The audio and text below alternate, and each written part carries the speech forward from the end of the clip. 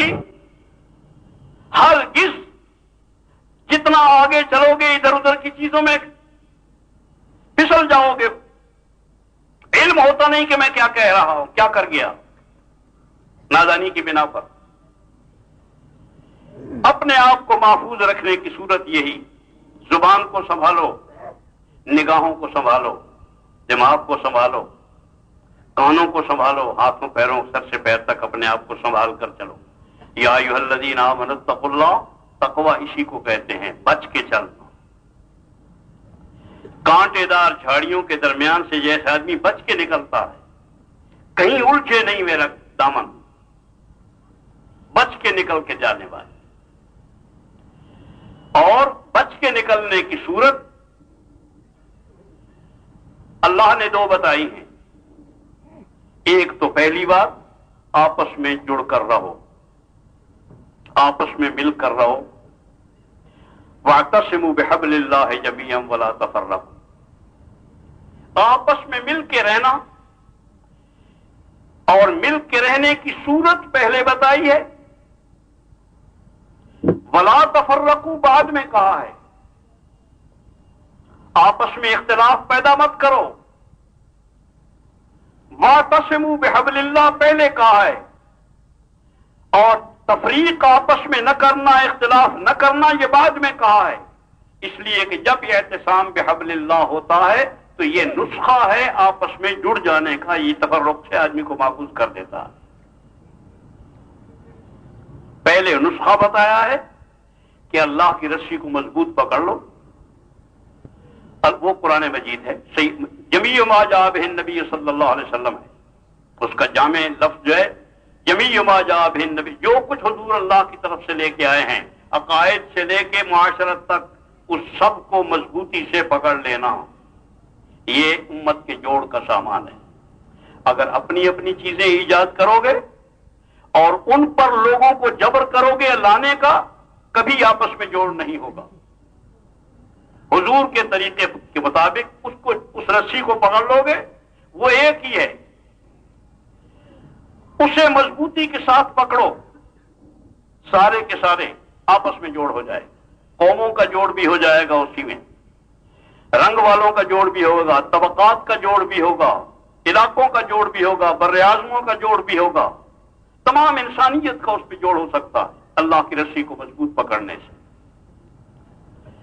جس وقت جمیع ما جاء بہ النبی صلی اللہ علیہ وسلم، اور اس کی تفصیل وہی ہے جو حضور نے ارشاد فرمائی کہ بعد میں جب اختلاف پیدا ہو جائے گا تو کیا کریں. انہوں نے فرمایا ما انا علیہ واصحابی، جس پر میں اور میرے صحابہ ہیں وہ طرز اختیار کرو. دین سیکھنے کا بھی، دین سکھانے کا بھی، لوگوں کی فکر کرنے کا بھی، اخلاق کا بھی، اعمال کا بھی، عبادات کا بھی، معاشرت کا بھی، ما انا علیہ واصحابی وہی نمونہ ہے. صرف انہی کو سامنے رکھ کے چلو. قربانیوں کے اعتبار سے بھی، عبادات کے اعتبار سے بھی، اخلاق کے اعتبار سے بھی، آپس کے جوڑ کے اعتبار سے بھی انہی کو سامنے رکھ کے چلو گے، انشاءاللہ آپس میں جوڑ ہوگا. اور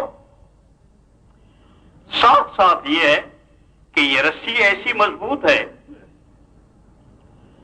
اللہ کی رسی ایسی مضبوط ہے، جمیع ما جاء بہ النبی صلی اللہ علیہ وسلم یا قرآن و حدیث جو بھی عنوان آپ قائم کریں، یہ اتنی مضبوط ہے کہ بقول استاد مولانا شبیر احمد عثمانی رحمۃ اللہ علیہ کے کہ یہ رسی ٹوٹ تو سکتی ہے، کسی وقت ٹوٹ نہیں سکتی. کسی وقت ٹوٹ جانے کا خطرہ تو ہے لیکن ٹوٹنے کا خطرہ نہیں اس رسی کا. اس واسطے چھوٹنے کا انتظام کیا ہے. اسی آیت کے بعد اگلی آیت ہے کہ وَلْتَكُن مِّنكُمْ أُمَّةٌ يَدْعُونَ إِلَى الْخَيْرِ، تم میں سے ایک امت کی امت ہونی چاہیے جس کا کام یہ ہو کہ دعوت الی الخیر کرتی رہے، دائماً دعوت الی الخیر کا کام کرتی رہے. ہر وقت اس کا کام یہی،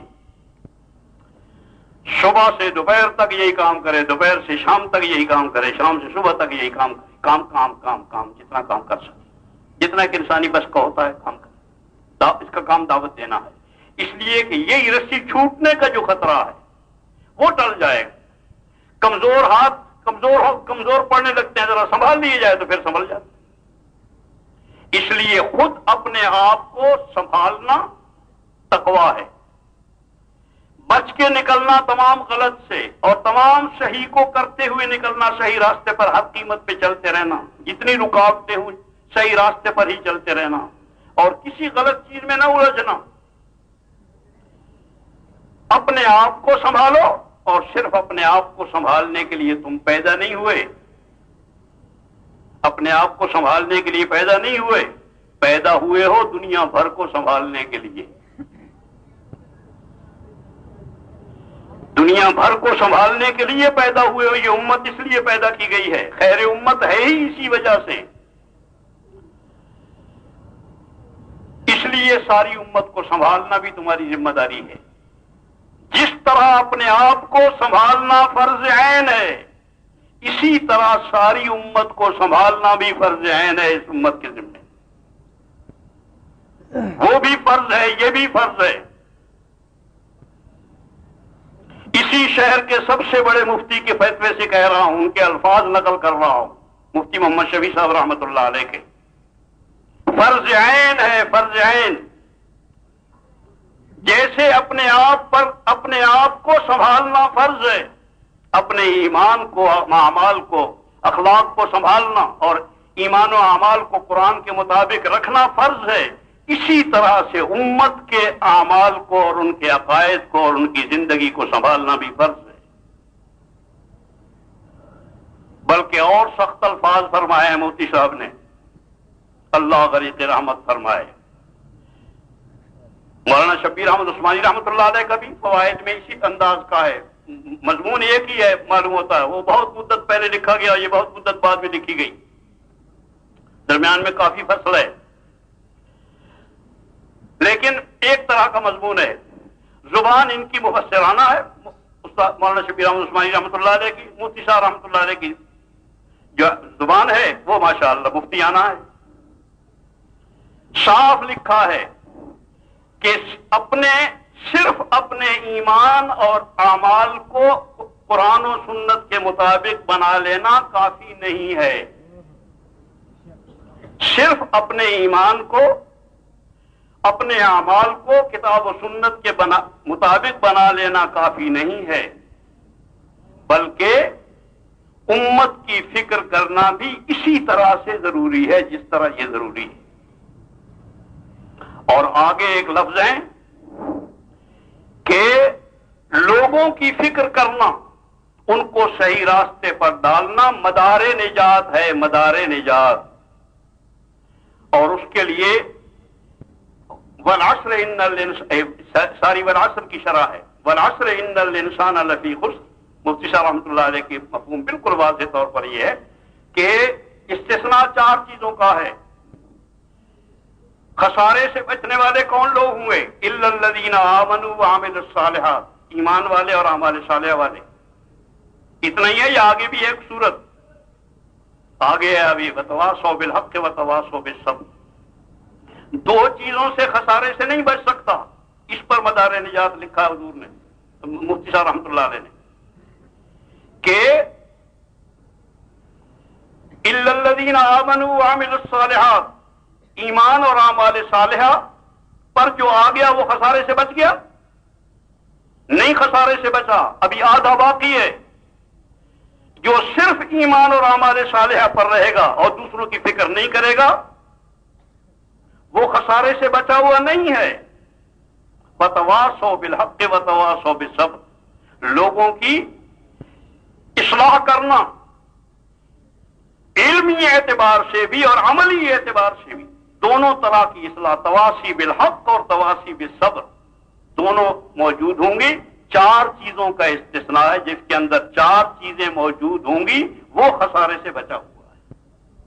اس بنا پر ان بحث مباحثوں میں پڑھنے کی ضرورت نہیں، بالکل سیدھی سیدھی بات ہے کہ یہ فریضہ ہے، اس امت کو پیدا اسی لیے کیا گیا ہے، اور یہ ہم اپنی طرف سے نہیں کہتے رہتے۔ ربیع بن عامر رضی اللہ تعالیٰ عنہ سید الکونین صلی اللہ علیہ وسلم کے ساتھی ہیں، صحابی ہیں، بادشاہ کے دربار میں پیش ہوئے، لمبا قضیہ ہے، وہ اپنی شان و شوکت، اپنی خاص شان کے ساتھ داخل ہوئے ہو، اور جب وہاں پہنچے تو بادشاہ نے پوچھا کہ تم لوگ یہاں اس ملک میں کیوں آئے ہو؟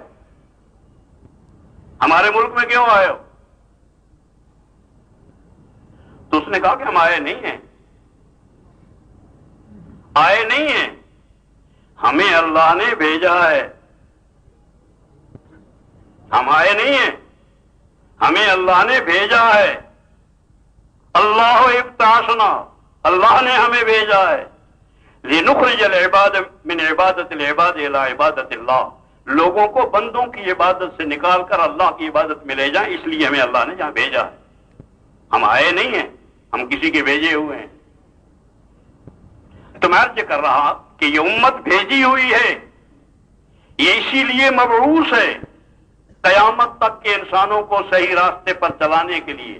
صحیح راستے پر چلنا اس کا فریضہ ہے اور صحیح راستے پر چلانا بھی اس کا فریضہ ہے۔ پیدا یہ ہوئی ہے صحیح راستے پر چلانے کے لیے، صحیح راستے پر وہی چلائے گا جو صحیح راستے پر چلے گا، اس واسطے صحیح چلنا بھی ضروری ہے۔ یہ دوسرے درجے کی بات ہوگی۔ اگر تھانے دار سے پوچھا جائے، ایس پی صاحب آئے علاقے میں اور تھانے دار سے پوچھتے ہیں کہ انسپکٹر صاحب یہ تیرے یہاں ڈاکہ کیوں پڑا؟ انہوں نے کہا جی میں نے تو نہیں ڈالا۔ یہ جواب ٹھیک ہے؟ تو یہ ڈاکے ڈالنے کے لیے بیٹھا ہوا ہے، بٹھایا ہوا، ڈاکہ ڈالنے کے لیے نہیں بٹھایا ہوا، اس علاقے میں ڈاکہ نہ پڑے اس لیے بٹھایا ہوا۔ اس علاقے میں ڈاکہ کیوں پڑا جب تم موجود تھے؟ یہاں قانون کی خلاف ورزی نہیں ہونے دی جائے گی، اس لیے ہم بیٹھے ہوئے ہیں۔ اسی کے ساتھ ساتھ یہ ہے کہ خلاف ورزی نہیں بھی کریں گے، یہ تھانے دار صاحب جو ہیں خلاف ورزی نہیں بھی کریں گے۔ ملک کے سرحد پر دشمن نے حملہ کر دیا رات کو، ملک کی سرحد میں داخل ہو گئے، صبح کو کمانڈر ان چیف نے پوچھا علاقے کے جی او سی سے کہ یہ حملہ کیوں ہوا سرحد پر؟ انہوں نے کہا جی میں نے تو نہیں کیا حملہ۔ یہ جواب ٹھیک ہے کہ میں نے تو نہیں کیا؟ تو تجھے حملے کرنے کے لیے تھوڑی بٹھایا ہوا ہے، حملہ کیوں ہونے دیا؟ اور اگر حملہ ہوا تھا تو تم زندہ کیوں ہو؟ حملہ نہ ہونے دینا ان کا اصل کام ہے، تنخواہ جو ملتی ہے حملہ نہ ہونے دیا جائے، اور حملہ نہ کرنا یہ قانون کا حق ہے، لیکن حملہ نہ کرنے کی تنخواہ نہیں ملتی ہے۔ بہت سے لوگ ہیں ملک کے اندر قانون کی زندگی بسر کرتے ہیں، غیر قانونی حرکت نہیں کرتے، ان کو تنخواہ نہیں ملتی۔ تنخواہ ان کو ملتی ہے جو غیر قانونی حرکت نہ ہونے دے۔ اس امت کی مدد اپنے ایمان اور اعمال صالحہ پر نہیں ہوگی جب تک غلط سے نہیں روکیں گے اور صحیح پر لوگوں کو نہیں لائیں گے، اتنے تک اللہ کی مدد نہیں آئے گی۔ تنخواہ ملتی ہے کام کرنے کی، غلط نہ ہونے دیں، ہر صحیح ہوش قانون کے مطابق زندگی گزاریں اور غیر قانونی حرکت نہ کریں۔ یہ کام جو کرتی ہے پولیس یا فوج یا جس کے ذمے کیا جاتا ہے اس کو تنخواہ ملتی ہے اس بات کی۔ قانون کے مطابق ہم زندگی بسر کرتے ہیں، اس کی تنخواہ نہ فوج کو ملتی ہے، نہ پولیس کو ملتی ہے، نہ پبلک کو ملتی ہے، اس کی تنخواہ نہیں ملتی۔ اس بنا پر مسائل امت کے اس وقت میں حل ہوں گے جب امت آپس میں جڑی ہوئی ہوگی اور دین کی دعوت جو اس کا مقصد حیات ہے اس پر قائم ہوگی۔ ان دو پر اللہ کی مدد ہے، پہلے بھی مدد اسی پر ہوئی ہے، درمیان میں جب بھی کبھی مدد ہوئی ہے اسی پر ہوئی ہے، اور اب بھی مدد ہوگی اسی پر انشاءاللہ العزیز۔ اور مدد بھی حضور صلی اللہ علیہ وسلم نے تھوڑا بہت وعدہ نہیں کیا ہے، عظیم ترین وعدہ کیا ہے۔ حضور نے فرمایا صحابہ سے کہ کچھ لوگ آئیں گے ابھی جنہوں نے نہ مجھے دیکھا ہوگا نہ وہی اترتے دیکھی ہوگی، لیکن ان کو اپنے کاموں کا اجر جو ملے گا وہ 50 گنا ملے گا۔ اپنے جو کام کریں گے ان کو 50 گنا اجر ملے گا۔ صحابہ نے عرض کی، ایک صحابی نے پوچھا کہ یا رسول اللہ ان میں سے 50 یا ہم میں سے 50 گنا ملے گا؟ میں تم سے 50 گنا ملے گا۔ اس لیے کہ اللہ کی مدد جو آتی ہے بقدر ضعف آتی ہے، بقدر قوت نہیں آتی ہے۔ وہ اتنی مدد کے محتاج نہیں تھے، ہم زیادہ مدد کے محتاج ہیں، اللہ زیادہ مدد فرمائیں گے اپنی کمزوریوں کی بنا پر۔ تو کمزوریوں کو اللہ جل جلالہ ہماری جانتے ہیں، اسی انداز کے ساتھ وہ مدد کرنے کے لیے بھی تیار ہیں، مگر شرط یہی ہے کہ ہم آگے بڑھیں۔ قرآن کہتا ہے کہ ان تنصروا اللہ ینصرکم، اگر تم اللہ کے دین کی مدد کرو تو اللہ تمہارے ساتھ۔ کبھی کسی کو جو بھائی پکارا جائے کہ میری مدد کرو، میری مدد کرو، کیا مطلب ہوتا ہے؟ اپنی جگہ پر بیٹھے رہنا گھر میں، بس سن لینا اس کی بات، یا اپنی جان اور مال سے مدد کی جاتی ہے؟ جان سے مدد کی جاتی ہے، مال سے مدد کی جاتی ہے۔ خدا کے دین کے مددگار بنو اپنی جان، اپنا وقت، اپنے مال لگانے سے۔ جب تم دین کے مددگار بنو گے اللہ تمہاری مدد فرمائے۔ وہ کلیہ ہے، حضور صلی اللہ علیہ وسلم یہاں تک فرمایا کہ کوئی مسلمان اگر اس کو کسی مسلمان کے کام میں لگ جاتا ہے اللہ اس کے کام میں لگ جاتا ہے۔ تم خدا کے دین کی مدد کرو گے، اللہ تمہاری مدد کیوں نہیں کرے گا؟ اور اللہ کی مدد آئے گی تو امت کے مسائل حل ہوں گے، اجتماعی بھی مسائل حل ہو جائیں گے، انفرادی مسائل بھی حل ہو جائیں گے انشاءاللہ۔ اور اگر اللہ کی مدد نہیں آتی ہے اور آدمی یوں سمجھنے لگتا ہے کہ میں اپنے مسائل حل کر لوں گا، تو اللہ اس کو سپرد کر دیتے ہیں کہ بہت اچھا سنبھالو، کر لو اپنے مسائل کو حل۔ اور چونکہ جو مقصد حیات ہے اس امت کا، اس مقصد حیات سے امت ہٹی ہوئی ہے، اس بنا پر وہ مددیں نہیں آ رہی ہیں جو مددیں آنی چاہیے۔ جن مددوں کے آنے پر اللہ جل جلالہ اجتماعی انفرادی تمام مسائل کو حل فرمایا کرتے ہیں، وہ اسی وقت میں آئیں گے۔ اس بنا پر اجتماعی طور پر دین کے مددگار بن کر اس طرح کی قربانیاں جیسے قرن اول میں قربانیاں دی گئی تھیں اس کی طرف بڑھنا ہے، ان کو سامنے رکھنا ہے۔ جتنی ہو جائیں گی اللہ جل جلالہ سے قبول فرمائیں گے، لیکن اسی طرف بڑھنا ہوگا، اسی انداز کے ساتھ جس طرح وہ بڑھے تھے۔ جب اس طرح کی قربانیاں ہوں گی اللہ جل جلالہ بدل بھی فرمائیں گے۔ اور مسئلہ کوئی لمبا چوڑا نہیں ہے، آسان ہے۔ کل اس وقت دنیا میں 5 ارب آبادی ہے، 5 ارب میں سے 1 ارب مسلمان ہیں، باقی 4 ارب جو ہیں وہ غیر مسلم ہیں۔ یعنی یہ ایک تو امت اجابت ہو گئی، جس نے حضور کی دعوت کو قبول کر لیا، یہ تو حضور کی امت اجابت ہو گئی۔ اور ایک وہ امت ہے جو حضور کی امت دعوت ہے، یعنی اس کے لیے حضور مبعوث ہوئے ہیں دعوت دینے کے لیے۔ حضور کی نیابت میں امت جو ہے وہ دعوت دینے والی ہے ان کے لیے۔ تو یہ اگر یہ امت ایک امت مسلمہ جو ہے 1 ارب، اگر یہ ٹھکانے پر آ جائے، اس کے مرد، عورتیں اور بچے تینی قسمیں ہیں، اگر یہ ٹھکانے پر آ جائیں تو یہ باقی 4 ارب جو ہیں یہ کتنے آتی ہیں؟ ایک ایک کو کتنے آتے ہیں؟ 4 تو 4 ہی نہیں سنبھالے جاتے؟ 4 دن کا کام ہے یار، سارے کا سارا، ساری دنیا سارا عالم سارا دھندا بنایا ہوا ہے، وہ کام ہے۔ لیکن کرنے پہ آؤ تو تبھی ہے۔ ہم ٹھکانے آ جائیں، سب سے پہلا کام ہے اپنوں کا ٹھکانے لانا۔ وہ عجیب فلسفے آتے رہتے ہیں، وہ اللہ کی مرضی کہ وہ جب نظام کوئی چیز موجود نہیں رہتی نا، اس کا سمجھانا بڑا مشکل ہو جاتا ہے واقعی۔ جب کوئی چیز موجود نہیں ہوتی، دیکھی ہوئی نہیں ہوتی، تو آدمی کو سمجھانا مشکل ہو جاتا ہے۔ یہ سارا اسلام سمجھانا اس زمانے میں جب اسلام موجود تھا، سارے کا سارا نیچے سے اوپر تک بہت آسان تھا سمجھانا اس کا۔ لیکن اب جو ہے ایک چیز کو سمجھانا مشکل ہو رہا۔ اس لیے ہمت کرو، آگے بڑھ جاؤ، عمل سے قوت عمل بنتی ہے۔ جب میدان میں نکل جاؤ گے حضور کے، انشاءاللہ سارا سمجھ میں بہت آسانی کے ساتھ آ جائے گا۔ جب آنکھوں سے دیکھو گے اور کرو گے تو انشاءاللہ بہت آسانی کے ساتھ سمجھ میں آئے گا، بیٹھے بیٹھے بہت کم سمجھ میں آئے گا۔ اس لیے یہ دعوت دی جا رہی ہے کہ امت میں طاقت جو آتی ہے وہ ایک تو معروف ہے نا کہ اس میں خون ہی بہنے سے آتی ہے، جان دینے سے آتی، قربانی کرنے سے آتی۔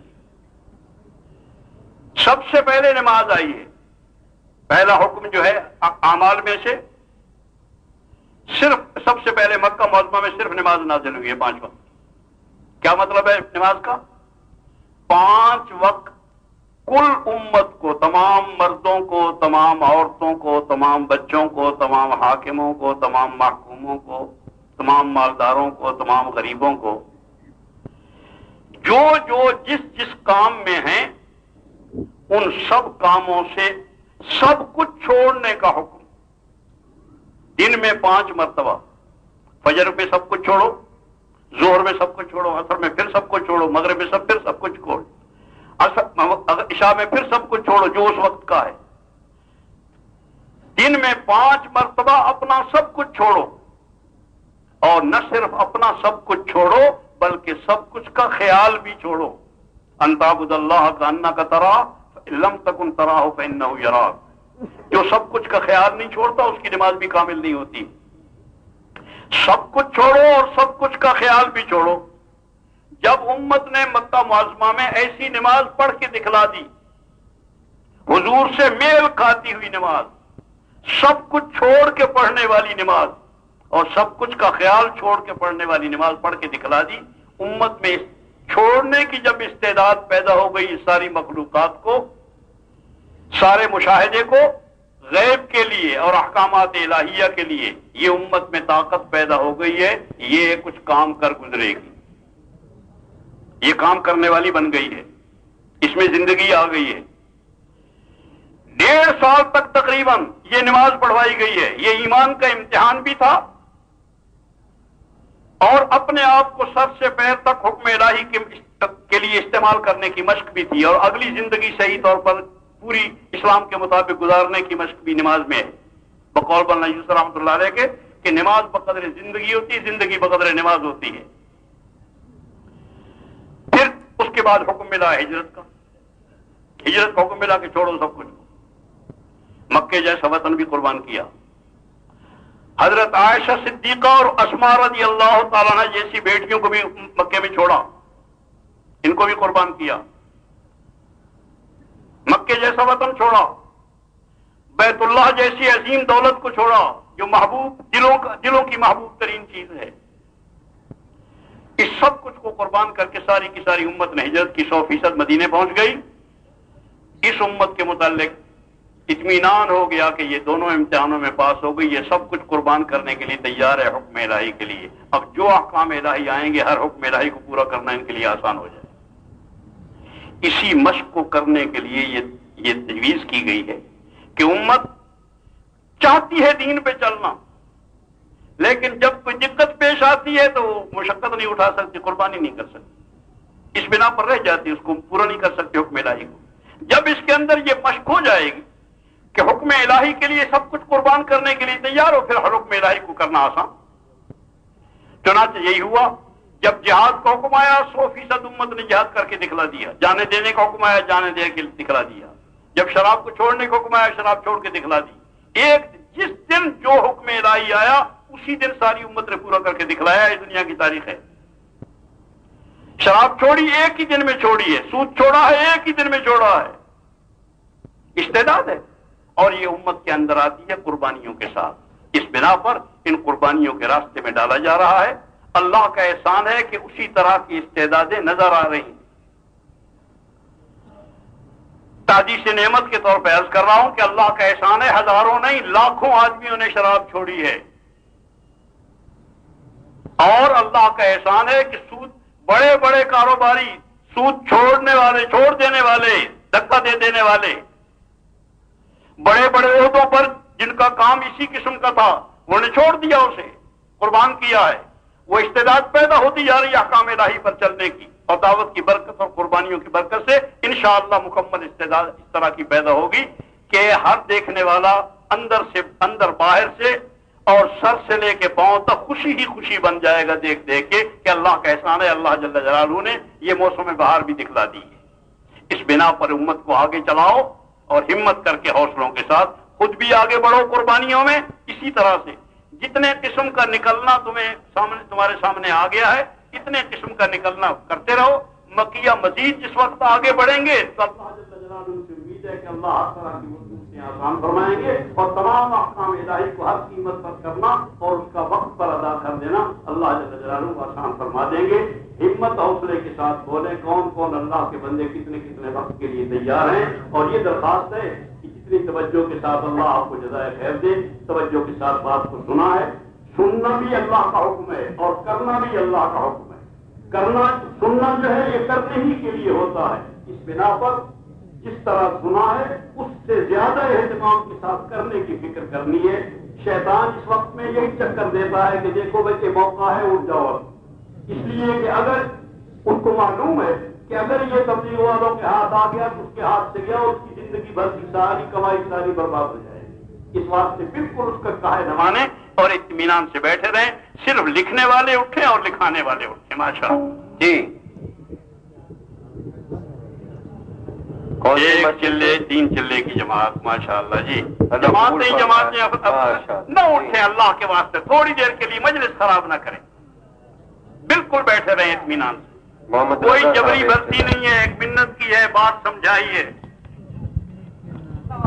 ماشاء اللہ 1 سال کے لیے اللہ قبول فرمائے۔ جی صاحب 1 سال جی، کون سی مسجد؟